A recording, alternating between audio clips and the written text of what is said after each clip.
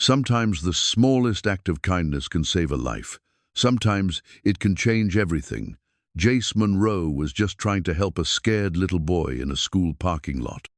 8-year-old Marcus stood frozen by a Tesla, rocking back and forth, lost in his own world of fear. Most people would have walked away, but Jace saw his own son in those frightened eyes. He pulled 3 oranges from his lunch bag and started juggling. Simple, gentle, real. The boy stopped rocking, his eyes lifted. For the first time in months, Marcus smiled. Behind them, a woman in an expensive coat watched in amazement. Arielle Voss had spent millions trying to reach her son. Teams of doctors, specialists, therapists, nothing worked. Now a stranger with kind eyes and worn hands had done the impossible. She didn't know this man was about to lose his apartment. She didn't know he was choosing between gas money and groceries. All she knew was that he had given her son something priceless. But what happens when she discovers the man who saved her child is drowning himself? Before we jump back in, tell us where you're tuning in from. And if this story touches you, make sure you're subscribed, because tomorrow I've saved something extra special for you. The worn driver's jacket hanging on the back of Jace Monroe's kitchen chair told a story of survival. Faded navy blue with a small tear near the left elbow, it had seen him through 3 years of 12-hour days behind the wheel of his Honda Civic. The jacket wasn't much to look at, but it was honest work, and honest work was all Jace had ever known how to do. At 5:30 in the morning, the apartment was still dark when Jace moved quietly through his routine. Coffee first, the cheap kind that came in a large canthon, a quick check on Emma. His 8-year-old daughter slept curled around her stuffed elephant, the one her mother had given her before the cancer took everything good from their world. Sarah's photograph watched from the nightstand, her smile frozen in better times when medical bills weren't stacked on the kitchen counter like accusations. Jace pulled the jacket over his shoulders and felt the familiar weight of responsibility settle there too. Today would be like yesterday and the day before. Drive until his back ached, smile at strangers, pretend the growing pile of unpaid bills wasn't slowly drowning them both. But Emma would have breakfast when she woke up, and clean clothes for school, and a father who read her stories before bed. That had to be enough, because it was all he had left to give. The morning rush brought its usual parade of passengers, a businessman checking emails, his expensive suit, a reminder of the life Jace had once imagined for himself before dreams got buried under hospital debt. A college student heading to her job at a coffee shop, counting crumpled dollars like they were precious gems. An elderly woman going to visit her husband in a nursing home, clutching a photo with shaking hands. Jace knew their stories because he listened. In a world of screens and distractions, he offered something rare, genuine attention. The businessman started talking about his divorce. The student mentioned her scholarship application. The elderly woman shared memories of 60 years of marriage. They tipped him well, not just for the ride, but for the kindness. By 11 o'clock, Jace was parked outside Lincoln Elementary, waiting for his regular pickup. Mrs. Chen needed rides to her cleaning job 3 times a week. She was 72 and spoke broken English, but her smile was fluent in gratitude. When she climbed into his back seat, she always brought him something, a piece of candy, a folded paper crane, once a small orange from her lunch. "How is your Emma?" she asked, settling into the seat with careful movements. "Growing too fast," Jace replied, adjusting the rearview mirror to see her weathered face. "Starting to ask questions I don't know how to answer." Mrs. Chen nodded with the wisdom of someone who had raised 5 children on a seamstress's salary. "Children ask with their hearts, not their heads. You answer the same way." It was while he waited for Mrs. Chen to finish her shift that Jace first saw the boy. Marcus stood by the Tesla like a statue, his small body rigid with whatever storm was raging inside his mind. Other children flowed around him like water around a stone, heading to cars and buses with the easy chaos of childhood. But Marcus remained frozen, rocking slightly, lost in a place adults couldn't reach. Jace had seen that look before. Emma had worn it in the weeks after Sarah died, when the world became too much and the only safe place was somewhere deep inside herself. He recognized the signs, the clenched fists, the rapid breathing, the way the boy's eyes darted without really seeing. Most people walked past.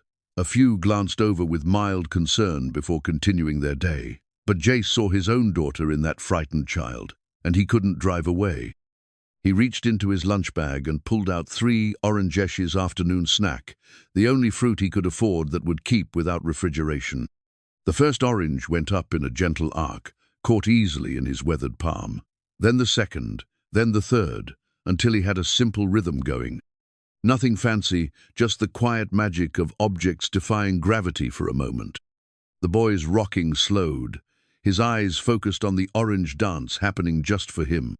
Jace kept his movements gentle, hypnotic almost, the way Sarah used to rock Emma to sleep during those first sleepless months.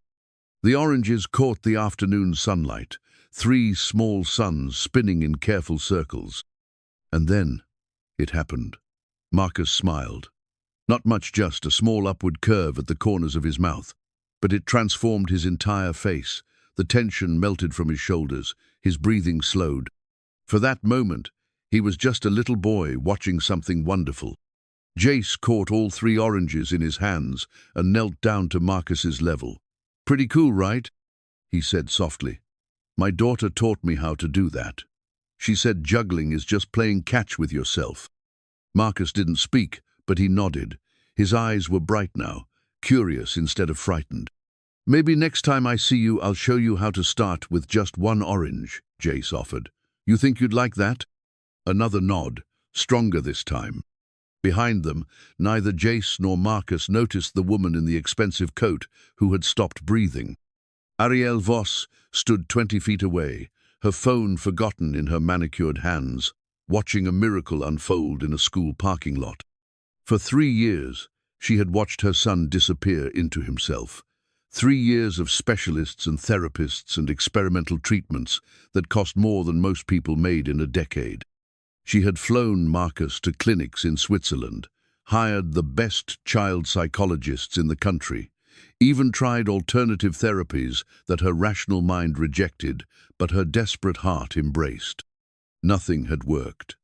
Marcus spoke less each month, withdrew further into whatever private world offered him shelter from anxieties she couldn't understand or fix.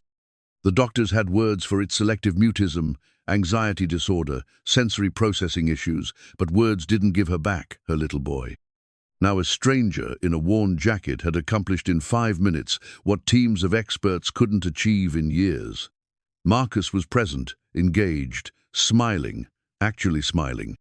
Arielle studied this unlikely miracle worker. Mid-30s, she guessed, with kind eyes and hands that had seen real work. His jacket was faded and his jeans had been mended at the knee, but he moved with the confidence of a man who knew exactly who he was. When he spoke to Marcus, his voice held the patient warmth she remembered from her own father, back when love was measured in time spent rather than money made. She watched Jace stand and gently place 1 orange in Marcus's palm. Her son closed his fingers around it like he was holding something precious, which maybe he was. The man said something that made Marcus giggle, actually gigland.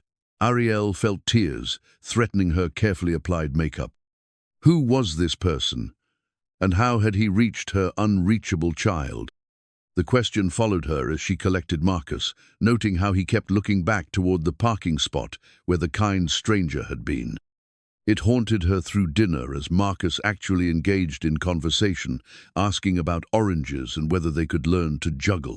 It kept her awake that night as she realized she had just witnessed something she'd stopped believing possible, her son connecting with another human being.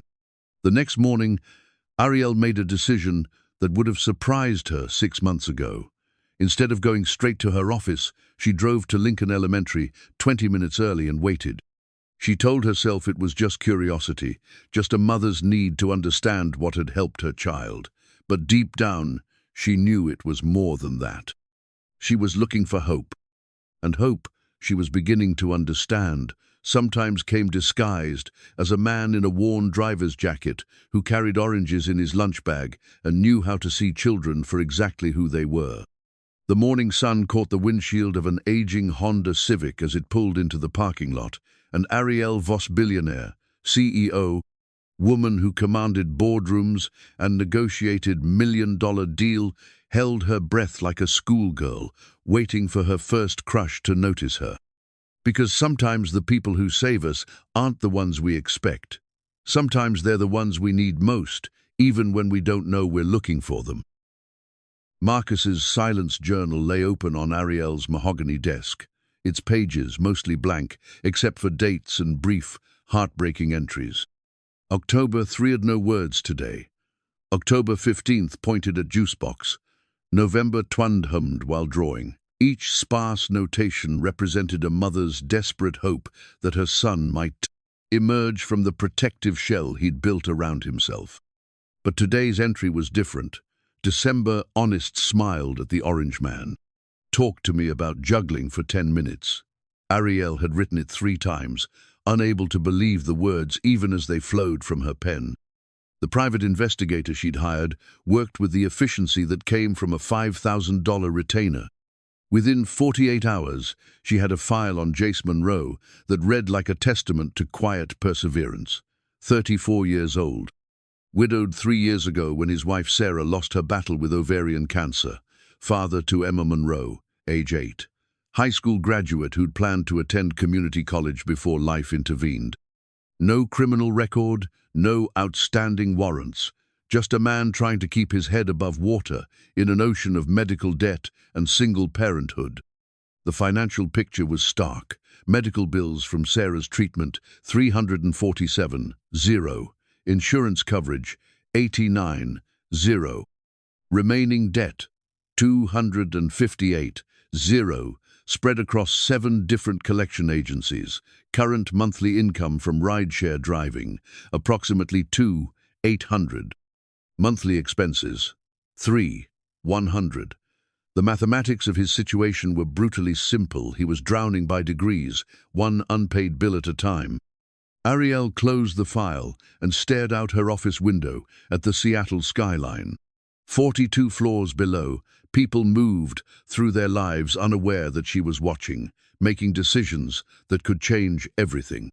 She had built her technology empire on the belief that every problem had a solution, every need could be met with the right application of resources and intelligence. But Marcus's silence had humbled her, teaching her that some puzzles couldn't be solved with money or algorithms. Until now, until a man who juggled oranges had proven her wrong. The photographs from the investigator showed Jace's daily routine. Dropping Emma at school, his face bright with the forced cheerfulness of a parent trying to shield his child from adult worries.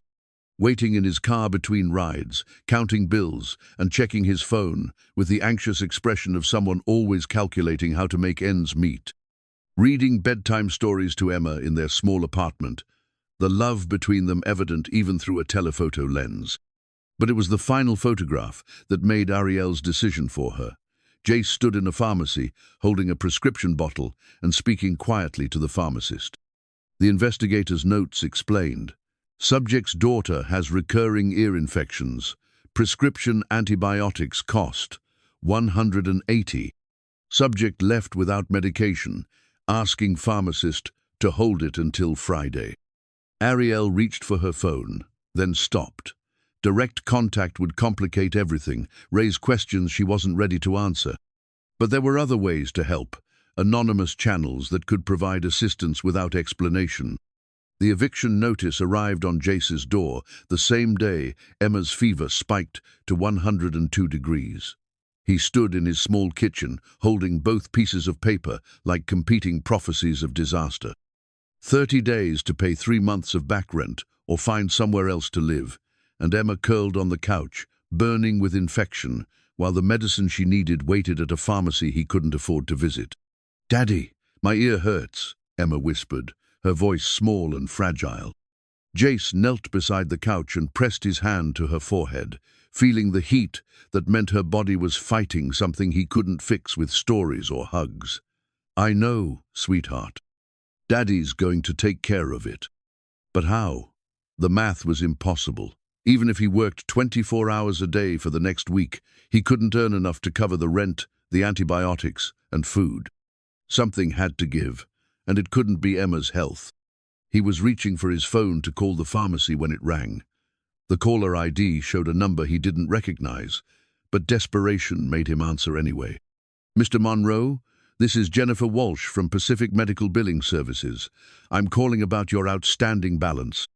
Jace's heart sank. Another collection call, another demand for money he didn't have. "Listen, I know I'm behind, but—" "Actually, sir, I'm calling with good news. An anonymous benefactor has paid your entire balance. All 47, zero of it." The words didn't make sense. Jace sat down heavily in his kitchen chair, the eviction notice crumpling in his free hand. "I'm sorry, what?" "Your medical debt has been paid in full by an anonymous donor. You'll receive confirmation in writing within 5 business days." "But who?" "I'm sorry, sir. The donor requested complete anonymity. I can only tell you that the payment was made this morning, and your account is now at zero balance." After the call ended, Jace stared at his phone like it might offer explanations. Anonymous benefactor? He didn't know any wealthy people. His passenger tips were generous sometimes, but not $47,000 generous. Sarah's family had barely scraped together money for her funeral. His own parents lived on Social Security and couldn't help even if they wanted to. The second call came 20 minutes later, while Emma dozed fitfully on the couch.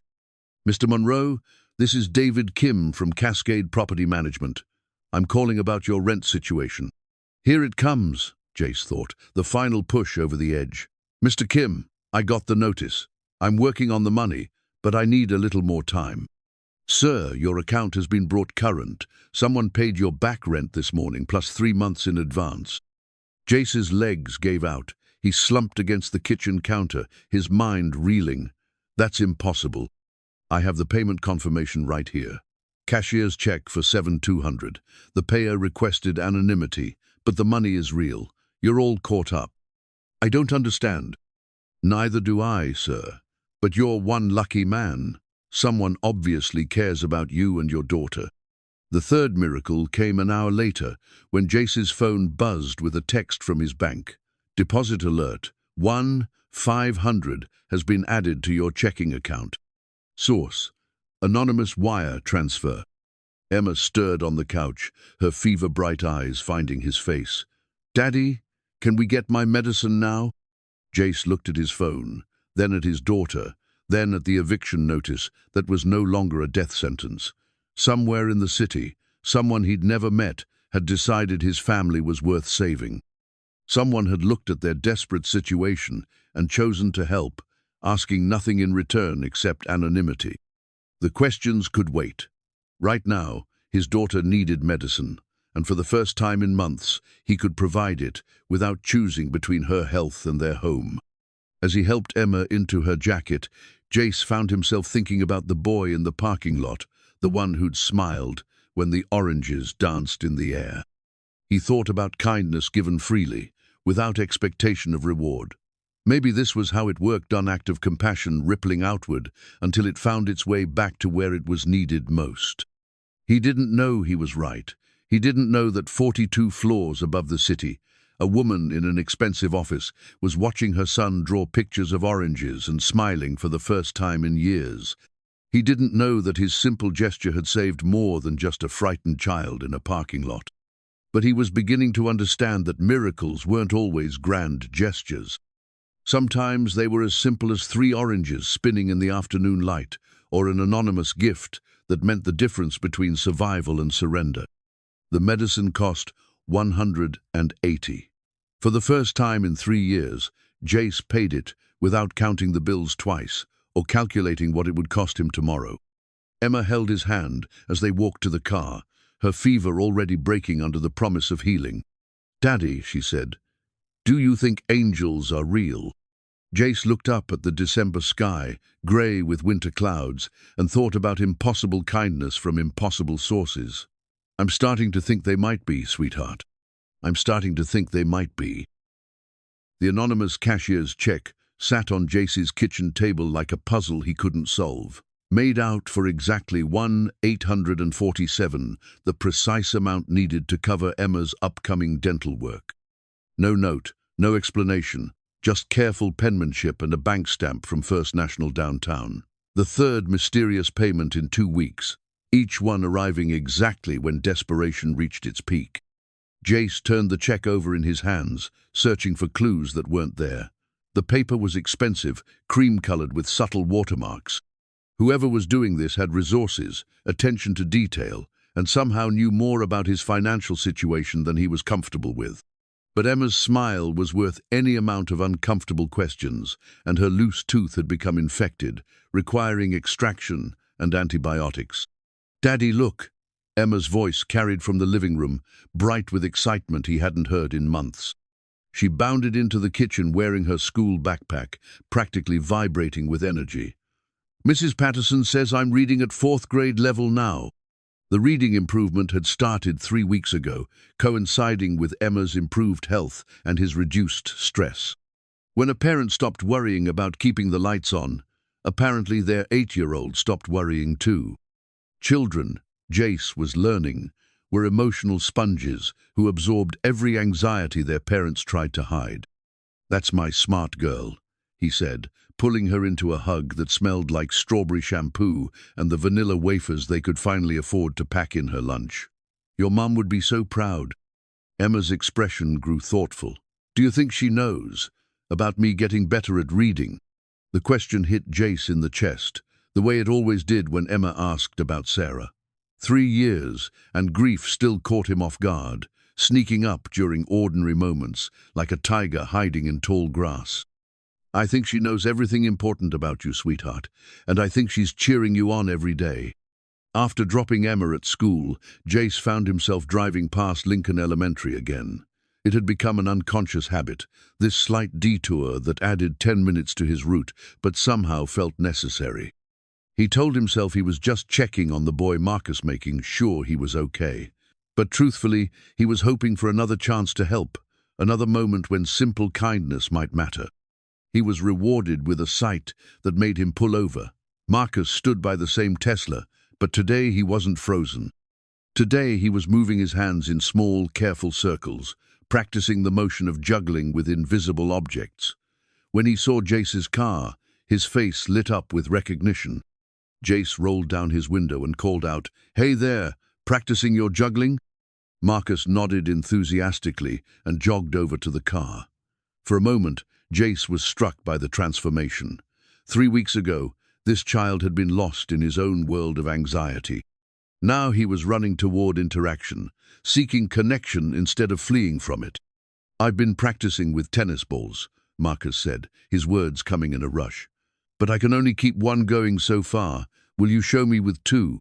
The request was so normal, so wonderfully ordinary, that Jace felt his throat tighten. "Of course, buddy, but I don't have any oranges today." Marcus's face fell for just a moment, then brightened. "I have some." He ran to the Tesla and returned with a small mesh bag containing 4 perfect oranges. "My mum packed extra today. She said I might see you." His mum. Jace glanced toward the school pickup area and spotted her immediately, the elegant woman in the expensive coat who'd been appearing more frequently around the school. She stood by the Tesla, watching their interaction with an intensity that seemed out of proportion for a casual observer. When their eyes met across the parking lot, she offered a small wave and a smile that seemed both grateful and nervous. Jace spent the next 20 minutes teaching Marcus the basics of 2-object juggling. Start with 1, get the rhythm, add the second when it feels natural. The boy was a quick learner, eager and focused in the way children became when adults gave them undivided attention. By the time they were done, Marcus could manage 3 throws and 2 catches in succession. "You're a natural," Jace said, meaning it. "Keep practicing, and next week we'll try for 3 in a row." "Really? You'll be here next week?" The hope in Marcus's voice made something twist in Jace's chest. "If you want me to be."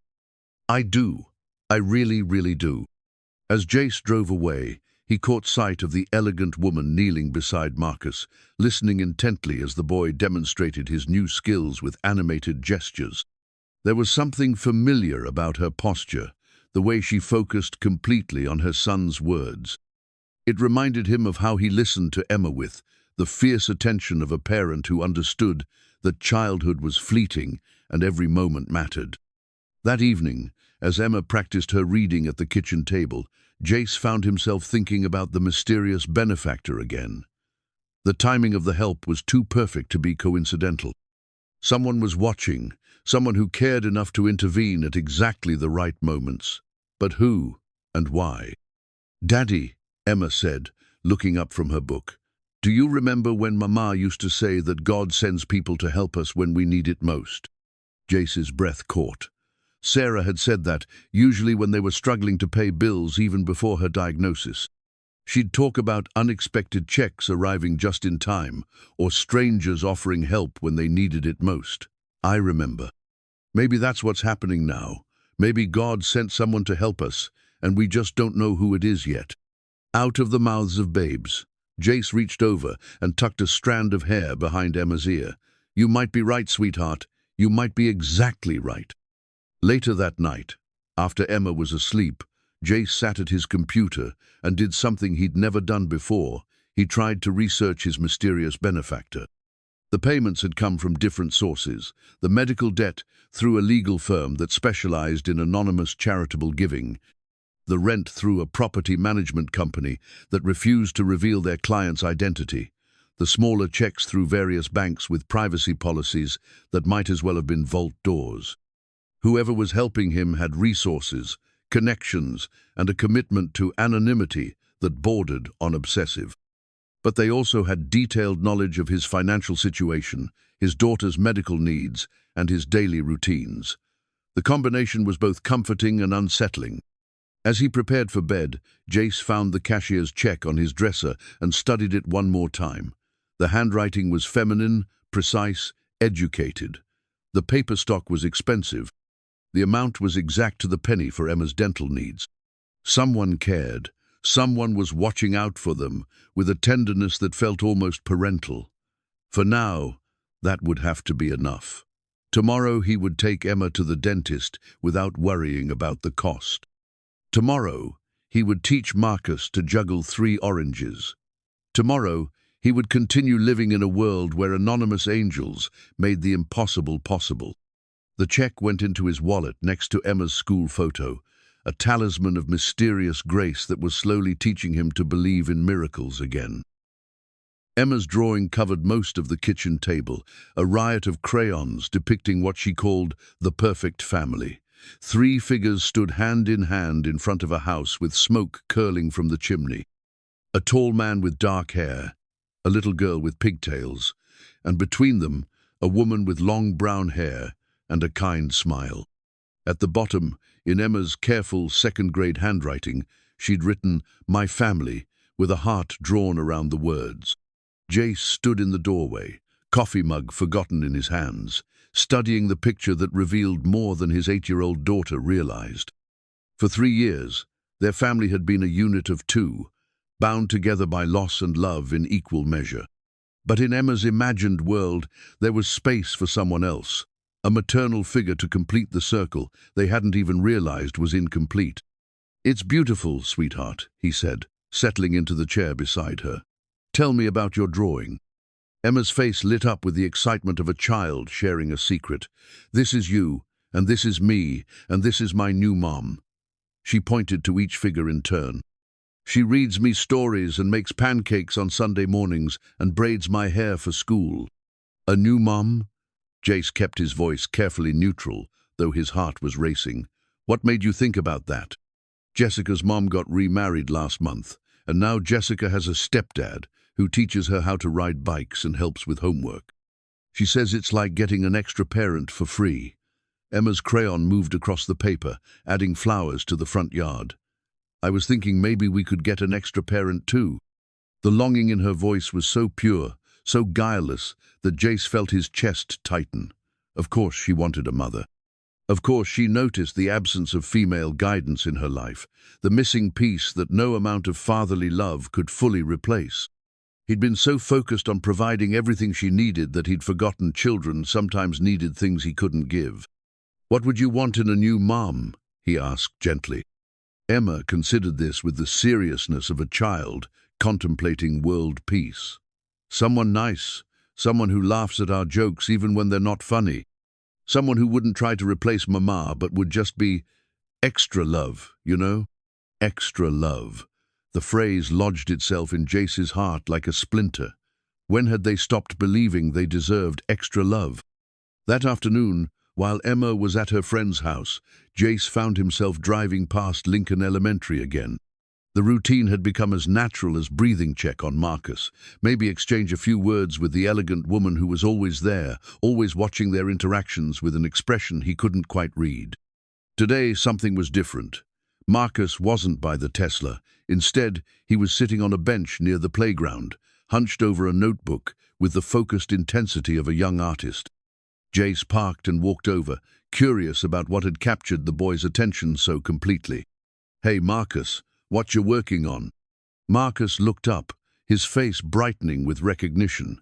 "Jace, look, I've been drawing juggling patterns." He held up the notebook, revealing page after page of detailed diagrams. Circles with arrows showing the path of thrown objects, stick figures with arms positioned for optimal catching, even mathematical notations about timing and rhythm. "This is incredible," Jace said, and meant it. The drawings showed a sophisticated understanding of physics and movement that seemed advanced for an 8-year-old. "Did you figure all this out yourself?" "Mostly. Mom helped with some of the math parts." Marcus turned to a fresh page and quickly sketched Jace's profile, capturing his likeness with surprising skill. "She's really good with numbers and patterns. She says juggling is just applied, mathematics made fun." Applied mathematics made fun. Jace filed that phrase away, another clue about the mysterious woman who seemed to be everywhere and nowhere at once. "Is your mum here today?" "She's in the car, making work calls. She tries to finish everything before pickup time so she can focus on me." Marcus lowered his voice conspiratorially. "She's been happier lately. Ever since I started talking more, she smiles all the time. I think she was really worried about me before." The honesty of it hit Jace like a physical blow. This child understood his mother's worry, carried the weight of her concern in his small shoulders. Parents worry because they love you. It's what we do. "Do you worry about Emma?" "Every day," Jace admitted. "But good worry, you know. The kind that means I care about what happens to you." Marcus nodded sagely. "Mom calls it love worry. She says it's different from bad worry because love worry comes from hope instead of fear." Love worry from hope instead of fear. Another phrase to file away, another glimpse into a family dynamic that seemed as complex as it was caring. They spent the next hour working on 3-ball juggling, with Marcus managing to complete 5 full cycles before losing the rhythm. His face glowed with accomplishment, and when his mother appeared to collect him, the transformation in both of them was visible. The elegant woman Marcus's mother approached with the careful grace of someone navigating uncertain social territory. Up close, she was prettier than Jace had realized, with intelligent brown eyes and the kind of bone-deep elegance that couldn't be bought. But it was the way she looked at Marcus that caught his attention, with wonder, as if she was seeing her son clearly for the first time in years. "You must be Jace," she said, extending a manicured hand. "I'm Arielle. Marcus talks about you constantly." Her handshake was firm, her smile genuine, and her voice carried just a hint of an accent he couldn't place. "It's nice to finally meet you, Arielle. Marcus is a remarkable kid." "He is now," she said softly, and there was something in her tone that suggested this hadn't always been the case. "The juggling lessons have been transformative. I can't thank you enough for your kindness to a stranger's child." "He's not a stranger anymore," Jace replied. "And honestly, he helps me as much as I help him. Teaching someone else reminds me why I love juggling in the first place." Arielle's smile deepened, reaching her eyes. "Marcus mentioned you have a daughter Emma's age. Maybe they could meet sometime." "Marcus doesn't have many friends, and from what he tells me about Emma, she sounds wonderful." The suggestion sent an unexpected flutter through Jace's chest. Playdates meant planning, coordination, getting to know other parents. It meant opening their small, self-contained world to include other people. I think Emma would love that. She's been asking about friends lately. Perfect. Perhaps this weekend we could meet at the park, let the children play while we supervise. The slight hesitation before supervise suggested she meant something more like get to know each other, and Jace found himself looking forward to it more than was probably wise. As he watched them drive away in their expensive car, Jace thought about Emma's drawing waiting on the kitchen table, a family of 3 with space for extra love. Maybe the universe was listening after all. Maybe miracles came in many forms: synonymous checks, healing children, and elegant women who looked at struggling single fathers like they might be worth knowing. The thought should have scared him. Instead, it felt like hope. Arielle's business card lay face down on her mahogany desk, its elegant simplicity hiding the complexity of her current situation. Arielle Voss, Chief Executive Officer, Quantum Solutions Technologies, was embossed in silver lettering on cream cardstock that cost more per sheet than most people spent on lunch. But the woman staring at it felt more like a nervous teenager planning her first date than a billionaire who commanded boardrooms across 3 continents. The coffee shop she'd chosen was carefully selected for its casual atmosphere and strategic location, close enough to Lincoln Elementary for a chance encounter, but upscale enough that she wouldn't stand out in her tailored clothes. She'd spent 20 minutes in her walk-in closet that morning, rejecting outfit after outfit as too corporate, too intimidating, too obviously expensive. The irony wasn't lost on her. A woman who owned homes in 5 countries was overthinking an outfit for coffee with a rideshare driver she was secretly supporting. But Jace Monroe wasn't just any rideshare driver. He was the man who'd reached her unreachable son, who'd given Marcus back his smile and his voice. He was also the man whose financial desperation she was quietly alleviating through anonymous channels, creating a web of deception that grew more complicated each day. The Universe Coffee Company buzzed with the comfortable chaos of morning rush hour. Arielle positioned herself at a corner table with clear sightlines to the door, nursing a lavender latte she didn't want while rehearsing conversation starters in her head. The direct approach felt impossible. "Hello, I've been anonymously paying your bills and having you investigated." But casual conversation seemed equally fraught with landmines. When Jace walked in at exactly 9:15, scanning the room with the observant eyes of someone always assessing their environment, Arielle's carefully planned composure evaporated. He was more handsome than she'd realized from surveillance photos, with the kind of authentic masculinity that came from real work and real responsibility. His clothes were clean but clearly chosen for durability over fashion, and he moved with the economical grace of someone who couldn't afford wasted motion. Their eyes met across the crowded coffee shop, and his face lit up with recognition. "Arielle?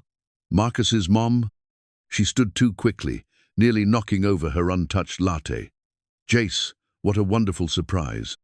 "I was just—" She gestured vaguely at her laptop, which displayed a quarterly earnings report she'd been pretending to read. "Coffee break from work. Mind if I join you?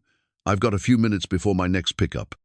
He was already pulling out the chair across from her, and Arielle found herself nodding eagerly, too eagerly. She needed to dial back the enthusiasm before he wondered why a chance encounter felt so orchestrated. "Of course. Please, how's Emma doing?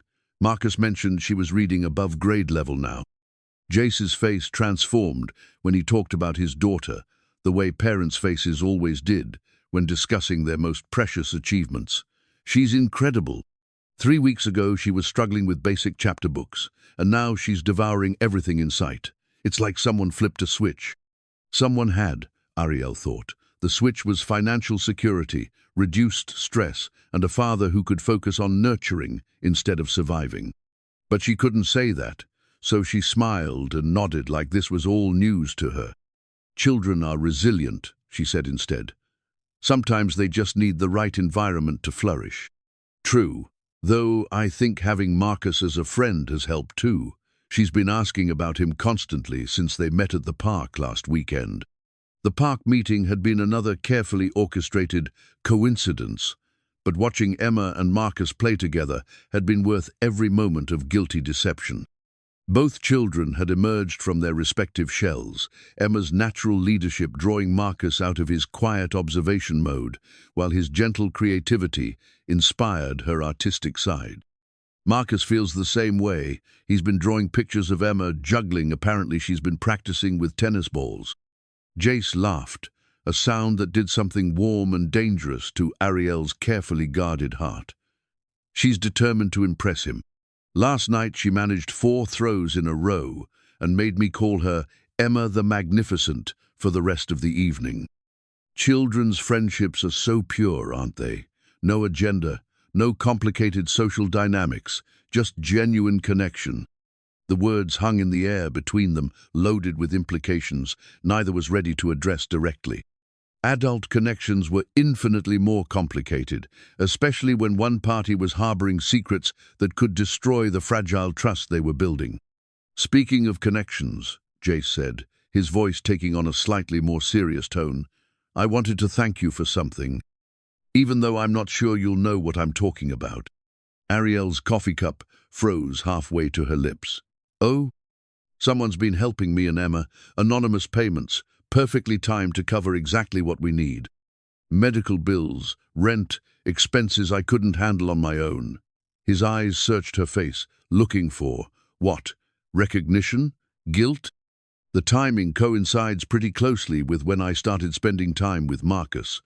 I don't suppose you'd know anything about that." The moment stretched between them like a tightrope. Arielle could feel the weight of truth pressing against her chest, demanding release. This was her chance to come clean, to explain that gratitude had grown into something deeper, that helping him had become as necessary to her as breathing. But the business card on her desk at home told a different story. If Jace knew who she really was, not just Marcus's mother, but the CEO of a multinational corporation, a woman whose net worth was measured in billions, everything would change. He would see charity instead of affection, obligation instead of choice. The genuine connection they were building would be poisoned by the inequality between them. "I wish I could take credit for such generosity," she said carefully, "but no, though whoever's helping you has excellent timing and obvious good judgment." It wasn't technically a lie, she told herself. She couldn't take credit for the generosity that belonged to the teams of lawyers and financial advisors she'd hired to maintain her anonymity. And she definitely had excellent timing and good judgment, even if saying so felt like walking on ethical thin ice. Jace nodded slowly, accepting her denial but not entirely convinced. "Whoever it is, they've saved our lives. Emma's healthier, happier, more secure. I'm sleeping through the night for the first time in years. It's like having a guardian angel I can't see or thank." "Maybe that's the point," Arielle said softly. "Maybe some gifts are meant to be received without question, just grace when you need it most." "Grace," Jace repeated, testing the word. "I like that. Grace from invisible angels." If only he knew, Arielle thought, how visible this particular angel was becoming to herself. How every anonymous payment was really an investment in her own happiness, a way of ensuring that the man who'd saved her son would be free to keep being exactly who he was. They talked for another 30 minutes about children and dreams and the small miracles that made ordinary days worthwhile. When Jace finally left for his next passenger pickup, Arielle remained at the table, staring at her reflection in the coffee shop window. She was falling in love with a man who didn't know her real name, real job, or real net worth. A man she was helping through deception disguised as charity. A man who would probably run if he knew the truth about the guardian angel sitting across from him, planning their next accidental encounter. "Can you teach me?" The words tumbled from Marcus's lips with the urgency of a child who had been holding them back for too long. He stood beside Jace's car in the school parking lot, clutching a set of rainbow-colored juggling balls with the intensity of someone holding onto hope itself. Jace knelt to Marcus's eye level, studying the boy's face. 3 months ago, Marcus had been frozen in selective silence, locked away from the world by anxieties that no amount of professional intervention had been able to reach. Now he was asking questions, seeking connection, practically vibrating with the kind of eager energy that belonged to healthy 8-year-olds everywhere. "Teach you what, buddy?" "Everything," Marcus said, his eyes bright with determination. "How to make friends like Emma does. How to not be scared when new things happen. How to make Mom smile the way she does when she talks about you." The last part hit Jace unexpectedly, a revelation wrapped in innocent observation. Arielle talked about him to Marcus, and it made her smile. The thought sent a warm flutter through his chest that he tried to ignore. "Those are pretty big things to learn," Jace said gently, "but I think you're already figuring them out on your own." "No, I'm not." Marcus's voice carried the frustration of a child who understood his own limitations too clearly. "I still get scared sometimes. Yesterday at lunch, kids were being loud, and I had to hide in the bathroom until it got quiet again. Emma wouldn't do that. Emma would probably make friends with the loud kids and teach them a game or something." The insight was startling in its accuracy. Emma did have that gift, the ability to transform chaos into connection, to see potential friendships where others saw only noise. It was a trait Jace had always admired but never thought to analyze. "You know what?" Jace said, settling cross-legged on the asphalt. "I think you and Emma are different kinds of brave. She's brave about being loud and taking up space. You're brave about noticing things and thinking deeply. The world needs both kinds." Marcus considered this, absently tossing one of his juggling balls from hand to hand. "Mom says the same thing. She says my quiet thinking is a superpower, but sometimes superpowers feel like curses when you're 8. The wisdom in that statement made Jace pause. Here was a child articulating the complex relationship between gift and burden that most adults struggled to understand. Marcus's sensitivity wasn't a flaw to be fixed, but a strength that needed nurturing, guidance in how to use it without being overwhelmed by it. "Your mum sounds pretty smart," Jace said. "She is. She knows about computers and numbers and how to make companies work better, but she doesn't know about kid stuff very well. She tries, but—" Marcus trailed off, searching for words. "She learned how to be a mom from books and websites. You learned how to be a dad from your heart." The distinction cut deep. Jace thought about his early days with Emma, after Sarah died, fumbling through bedtime routines and ponytail attempts, with nothing but love and desperation to guide him. Maybe Marcus was right. Maybe there was a difference between learned parenting and instinctive nurturing. "Can I tell you a secret?" Jace said. "I don't always know what I'm doing either. Half the time I'm just guessing and hoping Emma doesn't notice." Marcus's eyes widened. "Really? But you always seem so sure about everything." "That's the parent trick. We pretend to be confident so our kids feel safe, but inside, we're all just figuring it out as we go." They spent the next hour working on juggling technique, but the real lesson was about patience with yourself, about accepting that mastery came through practice, not perfection. Marcus dropped the balls countless times, but each failure became a small celebration when he picked them up and tried again. "You know what I noticed?" Jace said as they packed up the juggling balls. "You didn't get frustrated once today. 3 months ago, when things didn't work perfectly right away, you would shut down. Now you just keep trying." Marcus beamed with pride. "Mom noticed that too. She says I'm becoming resilient. That's when you bounce back instead of staying knocked down." "Your mom's right again." "She usually is. She's really smart about feelings now too, not just computer stuff.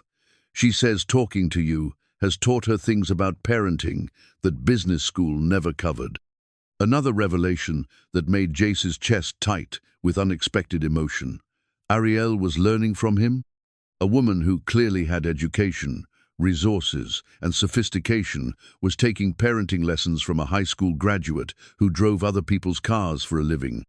As if summoned by their conversation, Arielle appeared across the parking lot, walking toward them with the careful grace that characterized all her movements. Today she wore dark jeans and a soft sweater that made her look less like a successful professional and more like someone he might actually have a chance with. "How did the lesson go?" she asked, settling onto the ground beside them with an ease that suggested designer jeans were meant for sitting on asphalt. Jace says I'm getting resilient, Marcus announced proudly. And he told me about the parent trick where you pretend to know what you're doing. Arielle's laugh was rich and genuine. Did he now? That's quite a revelation. I probably shouldn't have shared trade secrets, Jace said, enjoying the way her eyes crinkled when she smiled. Now you know we're all just improvising. I figured that out months ago, Arielle replied, though it's nice to know even the natural parents doubt themselves sometimes. Natural parents. The phrase suggested she saw him as something she wasn't, someone who possessed an innate understanding of children that she lacked. But watching her with Marcus, the way she listened completely when he spoke, how she celebrated his small victories with genuine joy, Jace saw a mother who was learning to trust her instincts instead of relying solely on research and expert advice. Can Emma come over this weekend? Marcus asked suddenly. I want to show her my room and my juggling practice space, and maybe we could all have dinner together. The suggestion hung in the air between the adults, loaded with implications. Dinner together, like a family. Like people who were becoming something more than casual acquaintances brought together by their children's friendship. That sounds wonderful, Arielle said before Jace could overthink it. If you're free, of course. I make a decent pasta primavera, and Marcus has been wanting to show off his room to Emma for weeks. Emma would love that, Jace heard himself saying. She's been asking about Marcus's house ever since they became friends. It's settled then. Saturday at 6? I'll text you the address. As they exchanged phone numbers, Jace felt like he was crossing some invisible threshold. Contact information meant planning, coordination, the possibility of spontaneous communication. It meant moving from scheduled encounters to actual relationship, whatever form that might take. Later that evening, as Emma practiced her juggling in their small living room, Jace found himself thinking about the conversation with Marcus. The boy's observation about learned versus instinctive parenting, Arielle's admission that she was taking lessons from him, the easy way they'd fallen into planning future time together. Daddy, Emma said, successfully completing 6 throws in a row before catching all 3 balls triumphantly. Are you and Mrs. Arielle going to be friends like me and Marcus? I think so, sweetheart. Would that be okay with you? Emma's face lit up with the kind of joy that came from seeing puzzle pieces click into place. More than okay. I think Mama would like her too. She's the kind of person who really listens when kids talk, and she makes Marcus feel brave. Those are good mum qualities. Good mum qualities. Emma's 8-year-old wisdom cut straight to the heart of what was happening between them. Arielle was becoming someone who mattered, someone whose presence made their small family feel more complete. As Jace tucked Emma into bed that night, she looked up at him with serious eyes. Daddy, do you think it's okay to love more than one mum? Not instead of the first mum, but in addition to her. The question took his breath away. What makes you ask that, sweetheart? Because I think I might be starting to love Mrs. Arielle like a mom, and I don't want to make Mama sad in heaven. Jace sat on the edge of her bed, choosing his words carefully. I think Mama wants us to be happy and loved. I think she'd be glad to know there was someone else who could love you the way you deserve to be loved. Emma nodded solemnly. Good, because my heart feels big enough for both of them. Out of the mouths of babes. As Jace turned off her bedroom light, he realized Emma had just articulated what he'd been afraid to admit to himself. His heart was big enough for both Sarah's memory and Arielle's presence. Love didn't have to be rationed or measured or guilty. Sometimes it just had to be welcomed. The newspaper feature article lay spread across the break room table at Murphy's Auto Repair, where Jace had stopped to get his brake pads checked before dinner at Arielle's house. Tech billionaire Arielle Voss, the woman behind the empire, screamed the headline above a professional photograph that made his blood freeze in his veins. The woman in the picture was unmistakably Arielle Voss. Same intelligent brown eyes, the same elegant bone structure, the same confident smile he'd come to treasure during their coffee shop conversations. But this Arielle wore a power suit that probably cost more than his monthly rent, stood in an office that looked like something from a movie about corporate dynasties, and was described in terms that made his head spin. Net worth estimated at $3.2 billion. youngest woman to take a technology company public, revolutionary advances in quantum computing applications, owns homes in Seattle, Manhattan, London, and the French Riviera. Jace's hands shook as he read the article, each detail another blow to his understanding of reality. The woman he'd been falling in love with, the single working mother who understood the challenges of raising a child alone, was one of the wealthiest people in the Pacific Northwest. The woman who'd sat on coffee shop chairs and playground benches, who'd gotten dirt on her designer jeans while watching their children play, was a billionaire.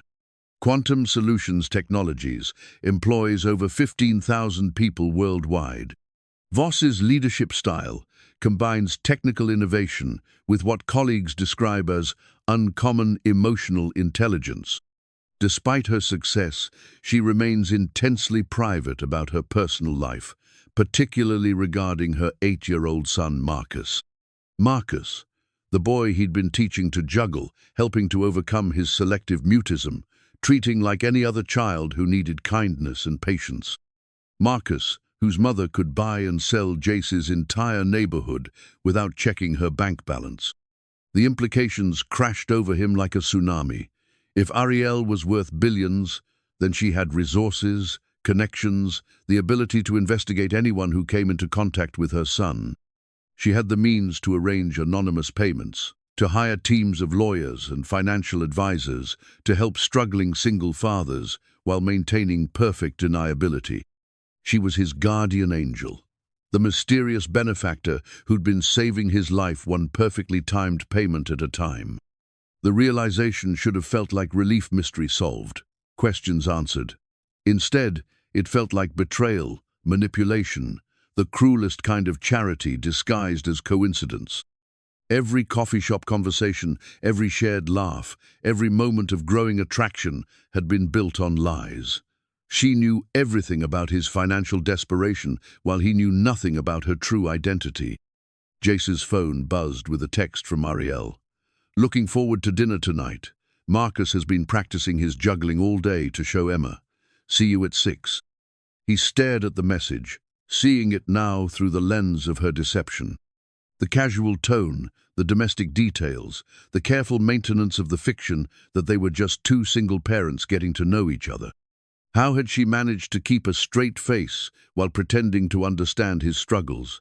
How had she sat in that coffee shop and listened to him worry about anonymous help while knowing she was the source? "You okay, buddy?" Murphy's voice cut through his spiral of betrayal. "You look like you've seen a ghost." "Something like that," Jace said, folding the newspaper with hands that weren't quite steady. "How much do I owe you for the brakework?" "120. But the pads should last you another 30,000 miles.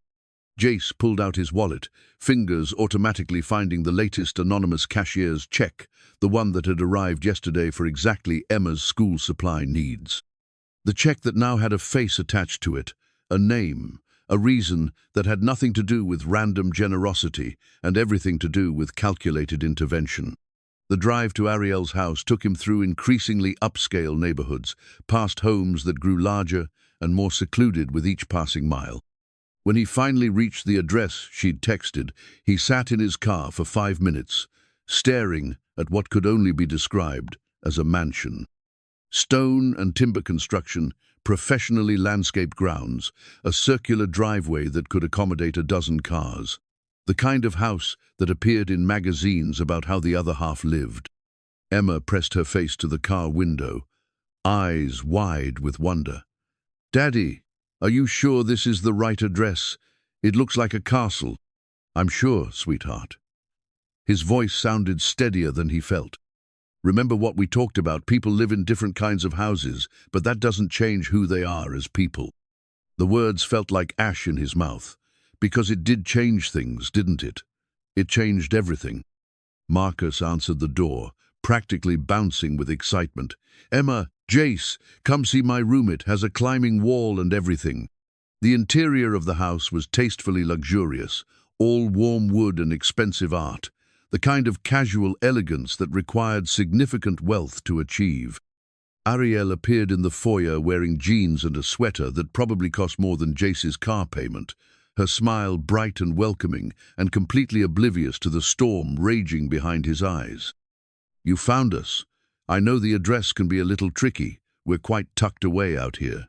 She hugged Emma warmly, ruffled Marcus's hair, and turned to Jace with the kind of affectionate smile that had been making his heart race for weeks. "How was the drive?" "Enlightening," he said, and something in his tone made her expression shift from welcome to concern. "Is everything all right?" "Actually, I was hoping we could talk, privately." Arielle's eyes searched his face, reading the tension there with the emotional intelligence the article had praised. "Of course. Marcus, why don't you show Emma your room?" "We'll be up in a few minutes." The children thundered up the stairs, their excited chatter fading as Jace followed Arielle into what appeared to be a study lined with books that looked read rather than decorative. She closed the door and turned to face him, her posture already defensive. "You know," she said quietly. It wasn't a question. Jace pulled out his phone and showed her the newspaper article he'd photographed in the break room. Arielle Voss, CEO of Quantum Solutions Technologies, net worth $3.2 billion. The woman behind the empire. Arielle's face went pale, but she didn't deny it. "I can explain." "Can you? Can you explain how the mysterious benefactor who's been anonymously paying my bills just happens to be the billionaire mother of the child I've been helping? Can you explain why you've been lying to me for months while pretending to understand financial struggle?" "I wasn't pretending anything," Arielle said, her voice gaining strength.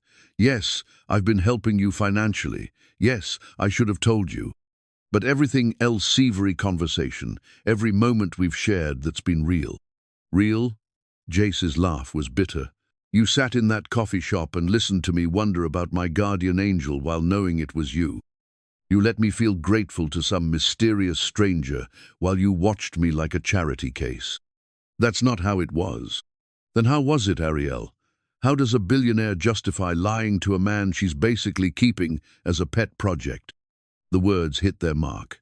Arielle flinched as if he'd struck her. "A pet project? Is that really what you think this is?" "What else should I think? You have the resources to investigate anyone who comes near your son. You obviously discovered my financial situation and decided to help out of guilt or gratitude or whatever rich people feel when poor people are nice to their children." "Stop it!" Arielle's voice was sharp now, cutting through his anger. "You want to know how it really happened? Fine. Yes, I had you investigated after the orange incident. Yes, I discovered you were struggling.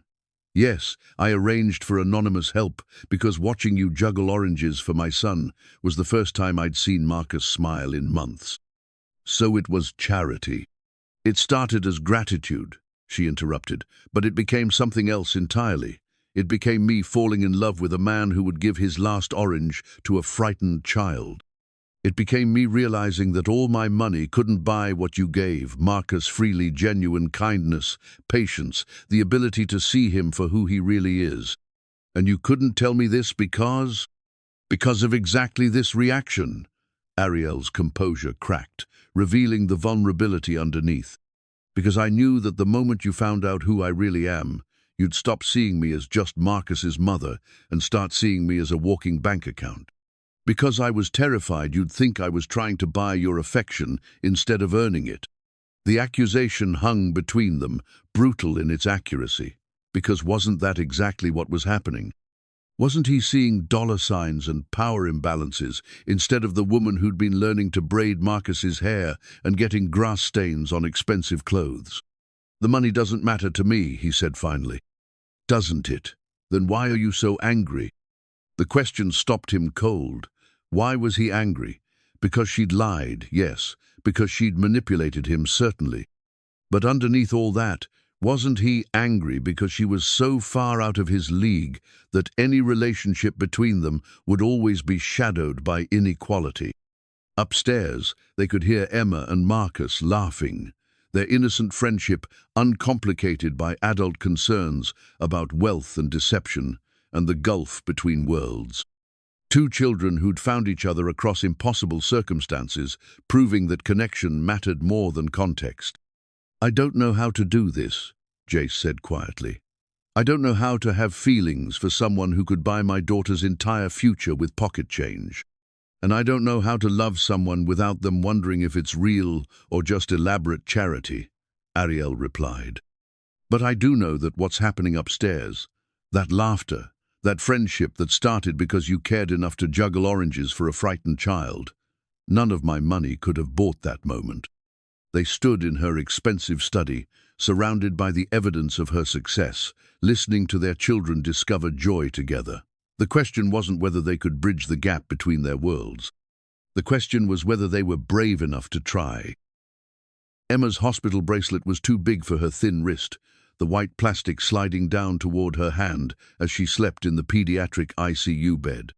The sight of it made Jace's chest tighten with a fear so primal it obliterated every other concern in his universe. Nothing else mattered, not pride, not deception, not the complicated mess his feelings for Arielle had become. Only Emma, burning with fever and fighting an infection that had turned dangerous with terrifying speed. It had started 2 days after the confrontation at Arielle's house. 2 days of stilted politeness during school pickup, careful distance maintained, while Marcus and Emma continued their friendship as if the adult world hadn't exploded around them. 2 days of Jace wrestling with hurt pride and genuine confusion about what was real and what was purchased, kindness. Then Emma had woken up Tuesday morning complaining of stomach pain, and by Tuesday afternoon she was vomiting and running a fever that climbed despite every medication Jace tried. The emergency room doctor had taken one look at her blood work and made the call, emergency appendectomy, complicated by an infection that had already begun spreading through her small body. Mr. Monroe, the surgeon, appeared in the waiting room doorway, still wearing scrubs that suggested he'd come straight from the operating room. The appendectomy went well, but the infection is more serious than we initially thought. We're looking at a minimum 5-day stay, possibly longer depending on how she responds to the antibiotics. 5 days in the pediatric ICU. 5 days of round-the-clock monitoring, specialized medications, and the kind of intensive care that came with intensive costs. Jace's insurance would cover the surgery itself, but the extended stay, the specialized antibiotics, the potential complications, those were the kinds of expenses that created the medical debt that had been drowning him before his mysterious benefactor appeared. Before Arielle appeared, the irony wasn't lost on him. Here he was, facing another financial crisis, just days after discovering the identity of the guardian angel who'd been saving him from exactly this kind of disaster. The woman he'd accused of treating him like charity was probably the only person who could help him now, and his pride had made asking impossible. "Daddy?" Emma's voice was small and scratchy from the breathing tube they'd removed an hour earlier. "Are you there?" Jace moved to her bedside, taking her hand carefully around the IV line that snaked up her arm. "I'm here, sweetheart. I'm not going anywhere." "It hurts," she whispered, and the simple statement broke something fundamental in his chest. "I know, baby, the medicine is going to help, but it takes time. You just rest and let the doctors take care of you." "Is Marcus coming to visit?" He said he wanted to bring me his favorite book. The question twisted the knife deeper. Marcus would want to visit, but that would mean seeing Arielle, dealing with the complicated mess of their relationship, while Emma fought for her health in a hospital bed. "I don't know, sweetheart. Let's just focus on getting you better first." Emma's eyes were already drifting shut again, exhaustion and medication pulling her back towards sleep. Jace sat in the uncomfortable hospital chair and tried to calculate numbers that wouldn't add up no matter how he arranged them. Even with insurance, he was looking at thousands in out-of-pocket expenses. The specialized antibiotics alone cost more per day than he typically earned. His phone buzzed with a text from his supervisor at the rideshare company. "Sorry to hear about Emma. Take all the time you need. Your shifts are covered through Friday." Covered by whom? Jace hadn't told anyone at work about Emma's hospitalization except his immediate supervisor. But somehow his shifts had been mysteriously reassigned, just like his medical bills had been mysteriously paid, just like his rent had been mysteriously covered. The realization hit him like a physical blow. She was still doing it. Even after their confrontation, Even after he'd accused her of treating him like charity, Arielle was still quietly arranging his life to make things easier. Still watching from the shadows, still intervening when she thought he needed help. "Mr. Monroe?" A new voice interrupted his spiral of confusion and gratitude and frustration. A woman in an expensive suit stood in the doorway, holding a tablet and wearing the kind of professional smile that suggested she dealt with difficult conversations for a living. "I'm Catherine Walsh from Patient Financial Services. I wanted to discuss Emma's treatment plan and the associated costs." Here it comes, Jace thought. The conversation about payment plans and credit applications and all the ways the hospital would try to extract money he didn't have from a father who would mortgage his soul for his daughter's health. "Mr. Monroe, I have some unusual news. Your daughter's entire treatment, the surgery, the extended stay, all medications and aftercares, been covered by the Monroe Family Medical Trust." Jace stared at her, the words not making sense. "The what now?" "The Monroe Family Medical Trust. It's a charitable foundation specifically established to cover medical expenses for your family. All paperwork was filed this morning, and the trust has been funded with sufficient resources to cover any medical needs Emma might have, both current and future." "I don't understand. I never established any trust." "The trust was established by an anonymous donor on your behalf, all completely legal and above board, I assure you. The paperwork indicates the donor wishes to remain completely anonymous, but wanted to ensure Emma receives the best possible care without any financial burden to your family." Anonymous donor. Jace closed his eyes, feeling the familiar mixture of gratitude and frustration that came with Arielle's invisible interventions. Even in their current state of complicated non-relationship, she was still protecting him, still ensuring that Emma's health wouldn't bankrupt their small family. "Is there anything I need to sign?" "Nothing at all. The trust is already active, and all current and future charges will be directed there automatically. You just focus on your daughter's recovery." After the financial counselor left, Jace sat in the gathering dusk of Emma's hospital room and tried to sort through the emotional maze of his situation. Arielle had established a medical trust for his family. Not a one-time payment, not a specific bill covered, but a permanent safety net that would ensure Emma's health was never compromised by his financial limitations. It was the most generous gift imaginable. It was also the most manipulative thing he could conceive of, a way of ensuring he could never truly walk away from her influence, never really be independent of her resources. Or was it just love? The kind of love that looked ahead and saw potential problems and quietly, invisibly solved them before they could cause harm. His phone rang, startling him from his thoughts. Marcus's name appeared on the screen, and Jace realized the boy must have somehow learned about Emma's hospitalization. "Jace, is Emma okay? Mum told me she was sick and in the hospital, and I wanted to know if she's going to be all right, and if I can visit her and bring her my juggling balls to practice with when she feels better." The words tumbled out in the rushed, anxious way children spoke when they were trying not to cry. In the background, Jace could hear Arielle's voice, gentle and reassuring, telling Marcus to breathe and ask one question at a time. "She's going to be fine, buddy," Jace said, surprised by how much he meant it. "The doctors fixed the problem, and now she just needs to rest and get better. But I think she'd love a visit from her best friend, if that's okay with your mum." "Really? Mum says visiting hours are until 8 and we could bring dinner for you, since you probably haven't eaten anything today and—" "Marcus," Arielle's voice came through more clearly now, taking the phone. "Let me talk to Jace." A pause, then her voice, careful and concerned. "How is she? Marcus has been worried sick since he heard she was in the hospital." "She's going to be fine. Surgery went well. Infection is responding to treatment. She'll be here for a few days, but she's going to be okay." "Thank God." The relief in Arielle's voice was unmistakable. "Jace, I know things are complicated between us right now, but if you need anything—" "You've already done enough." The words came out sharper than he intended. "The medical trust? Really, Arielle?"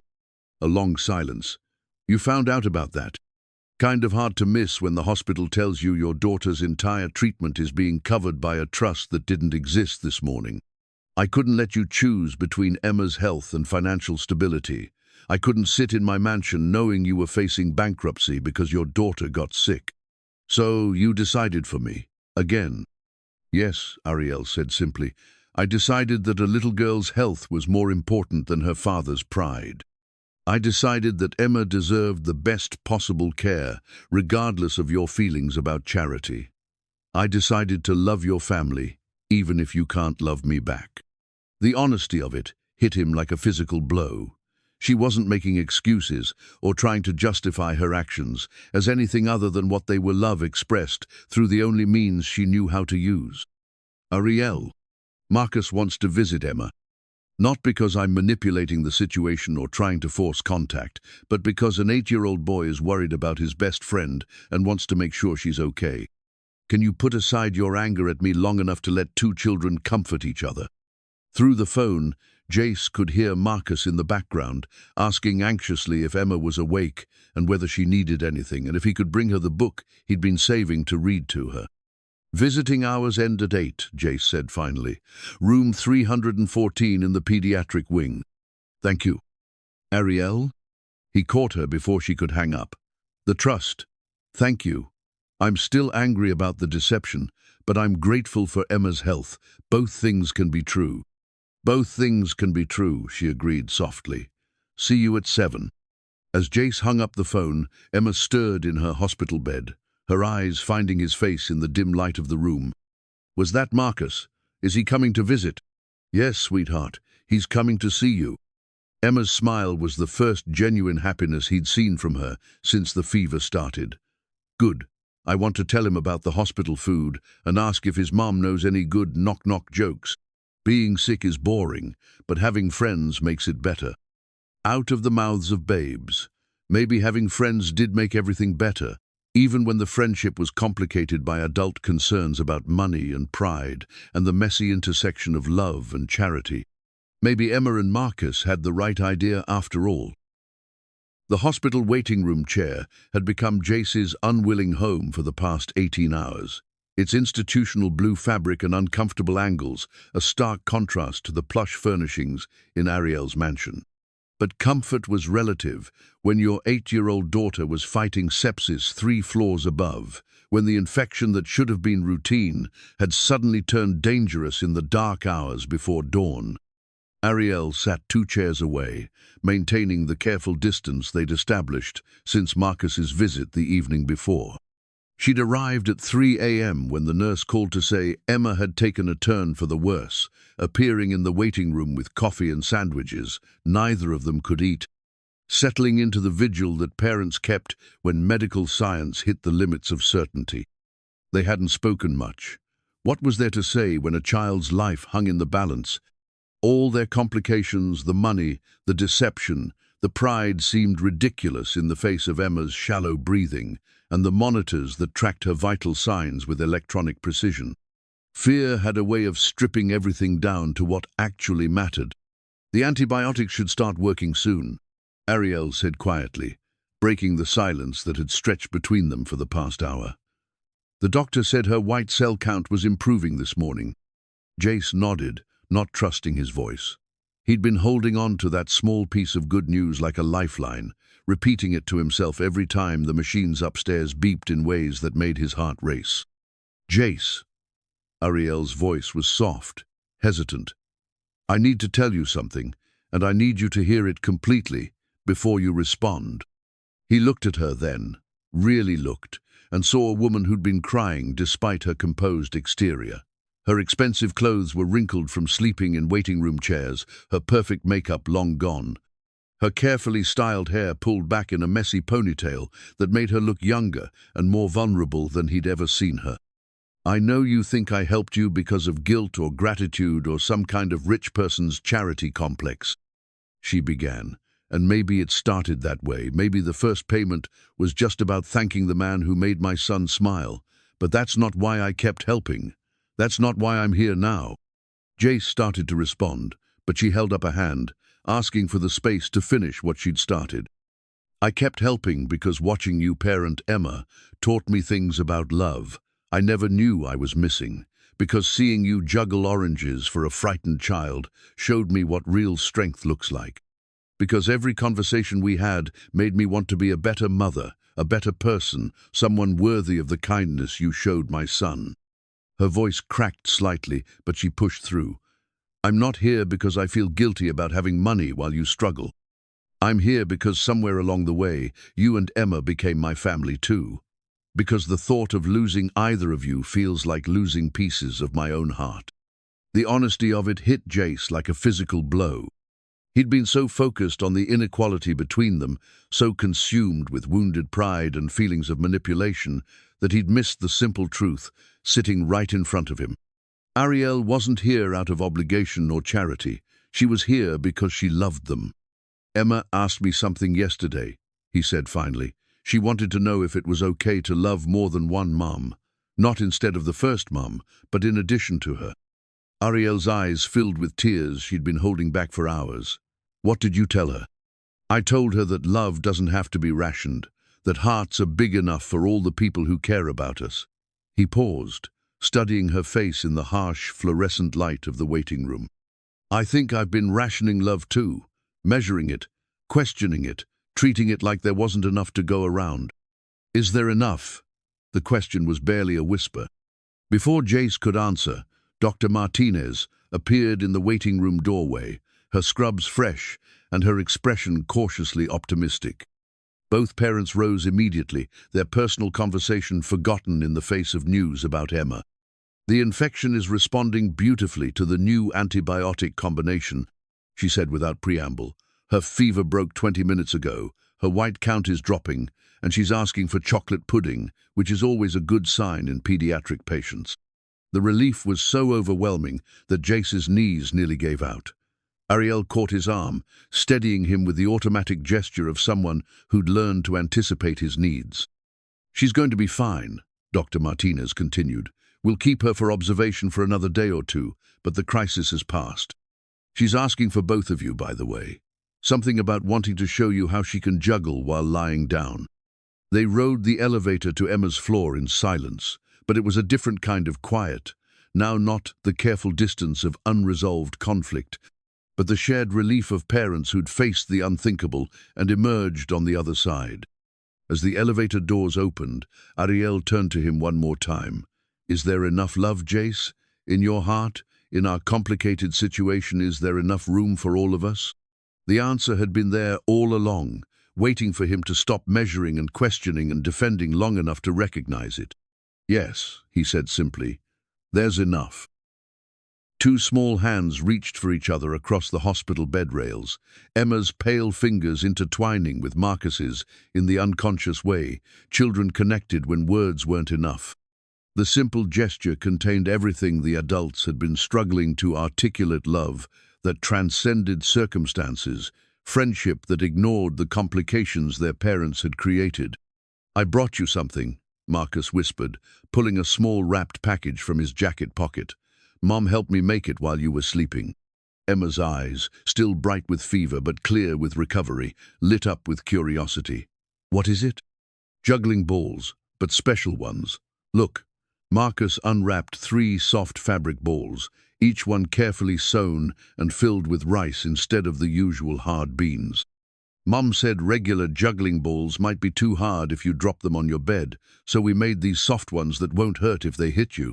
Jace watched from the doorway as Emma clutched the homemade juggling balls to her chest, her face glowing with the kind of joy that came from knowing someone had been thinking about her during her darkest moments.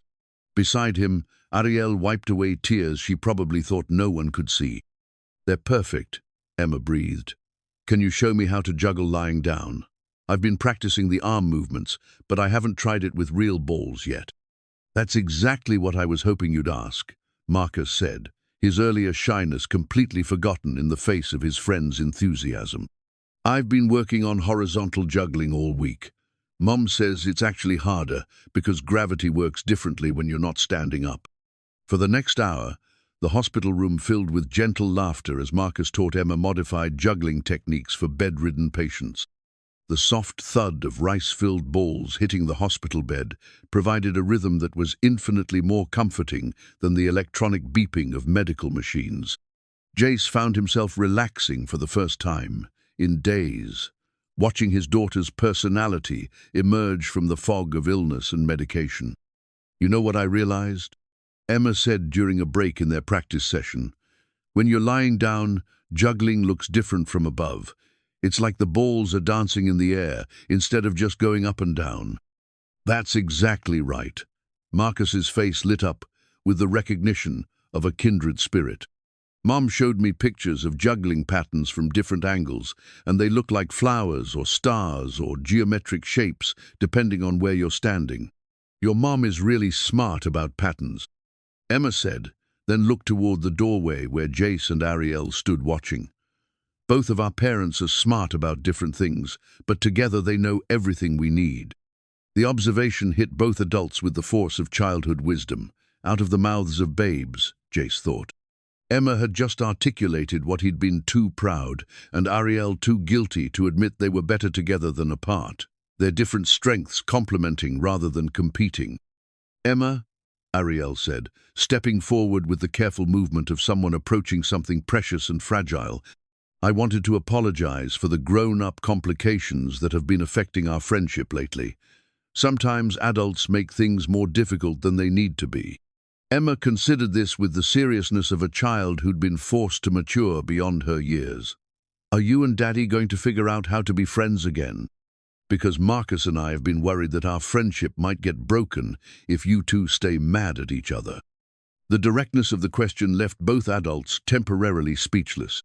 In all their complicated negotiations around pride and money and deception, they'd somehow forgotten that their children's happiness was tied to their ability to find common ground. "We're working on it, sweetheart," Jace said finally. "Sometimes when people care about each other very much, they get scared and say things they don't mean. Like when I got mad at Marcus for beating me at chess and said I didn't want to be his friend anymore," Emma asked. "But then I realized being mad was more lonely than losing at chess, so I apologized and asked if we could play again." "Exactly like that," Arielle said softly. "Sometimes adults need to remember that being right is less important than being kind." Marcus, who had been listening to this exchange with the focused attention of a child trying to understand adult emotions, suddenly brightened. "Does this mean we can all have dinner together again? I've been practicing a new juggling trick I wanted to show Emma, and Mom made her famous chocolate chip cookies that are supposed to help people feel better when they're sick." "I think that sounds perfect," Jace said, looking at Arielle. "If Emma's feeling up to it when she gets out of the hospital, maybe we could all spend some time together, as a family." The word hung in the air between them, loaded with possibility and promise. Family. Not the traditional nuclear unit, but something new and blended and complicated and beautiful. Two parents learning to trust each other. Two children who'd already figured out that love multiplied rather than divided when it was shared freely. Emma's smile was radiant. "Can we make it official? Like, can we all be a real family instead of just practicing being one?" "What would make it official for you?" Arielle asked gently. Emma looked at Marcus, and some silent communication passed between them. "We want you and Daddy to get married so Marcus can be my brother for real, and you can be my mom for real, and we can all live in the same house and juggle together every day." The simplicity of childhood wishes, Jace thought. No complicated negotiations about prenups or financial arrangements or the logistics of blending disparate lives. Just the fundamental desire for the people you loved to choose each other permanently. "That's a pretty big decision," he said carefully. "Are you sure that's what you want?" "Daddy," Emma said with the patient tone children used when explaining obvious things to slow adults. "I've been sure since the first time I saw you and Mrs. Arielle look at each other. You get the same happy face Mom used to get when she looked at pictures of you when you were young. Love, from the perspective of a child who'd learned early that happiness was precious and fragile and worth fighting for." Jace met Arielle's eyes across the hospital bed, where their children sat holding hands, and saw his own recognition reflected there. Sometimes the people who saved you weren't the ones you expected. Sometimes they came disguised as problems to solve, rather than gifts to receive. And sometimes, if you were very lucky, they came with children who could teach adults how simple love could be when you stopped making it complicated. The new family photo sat on the mantelpiece in their shared home, 4 faces glowing with the kind of happiness that couldn't be purchased or manufactured, only earned through the patient work of learning to love each other's complicated histories. Emma and Marcus flanked their parents in the center, all of them juggling Jace with his traditional oranges, Arielle with silk scarves that caught the light like butterflies, the children with their collection of soft fabric balls that had started in a hospital room and grown into a symbol of resilience. 6 months had passed since Emma's medical crisis had stripped away all their pretenses and revealed the simple truth underneath. They were better together than apart, their different strengths creating something more beautiful than any of them could achieve alone. The wedding had been exactly what Emma had requested, small, simple, focused on family rather than spectacle. They'd exchanged vows in the backyard of what was now officially their home, with Marcus as ring-bearer and Emma as maid of honor, both children beaming with the satisfaction of matchmakers whose plan had finally come to fruition. Jace had worn his best suit, the one he'd bought for Sarah's funeral but could finally associate with joy instead of grief. Arielle had chosen a dress that was elegant but not intimidating, beautiful but not overwhelming, the visual representation of their compromise between her world and his. The orange juggling had become a family tradition, practiced every Sunday morning in the backyard, while coffee brewed and pancakes waited on the kitchen counter. Marcus had finally mastered the 3-ball cascade, his initial awkwardness replaced by the fluid confidence that came from patient practice. Emma had moved on to more complex patterns, her natural athleticism combining with her father's teaching to create small miracles of coordination and timing. But it was Arielle's transformation that amazed Jace most. The woman who'd once scheduled affection like a business meeting had learned to braid hair and read bedtime stories and recognize the difference between genuine tears and manipulative ones. She approached parenting with the same focused intelligence she'd brought to building her technology empire, but tempered now with intuition and patience and the understanding that some problems couldn't be solved with resources or algorithms. "Daddy, look!" Emma's voice carried across the backyard, bright with accomplishment. "I can do 5 balls now, watch." Jace looked up from the quarterly report he'd been reviewing. His new role at Quantum Solutions involved community outreach and employee relations, using his natural ability to connect with people in service of Arielle's business. Empire and watched his daughter attempt a pattern that would have challenged professional jugglers. She managed 7 catches before the balls scattered across the grass, but her face glowed with the pride of someone pushing her own boundaries. "That was amazing, sweetheart. Your mom would be so proud of how far you've come." The reference to Sarah no longer carried the sting it once had. They'd learned to make space for all their histories, understanding that love didn't require the erasure of what came before. Sarah's photograph still held a place of honor in Emma's room, right next to the wedding picture of their blended family, visual proof that hearts could expand to hold multiple truths simultaneously. "I think she is proud," Emma said matter-of-factly. "Sometimes when I'm juggling, I can feel her watching and cheering me on. Not in a sad way, but in a happy way, like she's glad I found Arielle and Marcus to love too." Marcus looked up from his own practice session, sweat beading on his forehead from the concentration required to maintain his 3-ball pattern. "Do you think people in heaven can juggle? Because if they can, maybe your first mum and my dad are practicing together and laughing about how long it took us to become a family." The mention of Marcus's father was equally natural now. Arielle had shared that story during one of their late-night conversations, explaining how a brief relationship with a colleague had given her Marcus but no lasting partnership, how she'd chosen to focus on building her business empire rather than seeking traditional family structures. But Marcus's curiosity about his absent father had been satisfied by Jace's presence, the boy finding in his stepfather the masculine influence he'd been seeking without even knowing it. "I think they probably are," Jace said, catching all three of his oranges and settling onto the grass beside the children. And I think they're probably pretty happy about how this all turned out. Arielle emerged from the house carrying a pitcher of lemonade and wearing the kind of casual clothes that had taken her months to feel comfortable wearing. Designer jeans and organic cotton t-shirts, expensive but understated, the uniform of a woman learning to balance her public success with her private happiness. "Family meeting," she announced, settling onto the grass with them in a gesture that would have been unthinkable a year ago. "I have news that affects all of us." Emma and Marcus immediately abandoned their juggling practice, sensing adult importance in her tone.